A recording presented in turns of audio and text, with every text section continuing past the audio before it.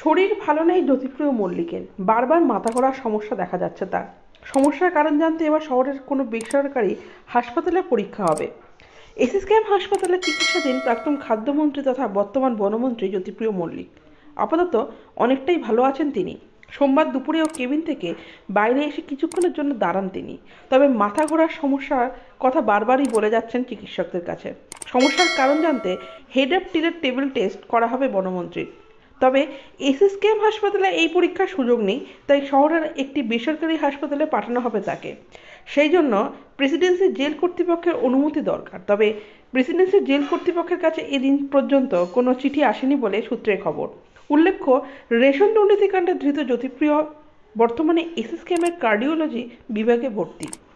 শুক্রবার কলকাতা হাইকোর্টের নির্দেশে তার কেবিন থেকে সিসিটিভি সরিয়ে দেওয়া হয়। ঠিক তারপরই শনিবার সকালে আচমকা হাসপাতালে পৌঁছে গেছেন জ্যোতিপ্রিয় মল্লিকের কন্যা প্রিয়দর্শিনী মল্লিক এবং দাদা দেবপ্রিয় মল্লিক। কেবিনে কিছুক্ষণ কথাবার্তা বলেন তারা।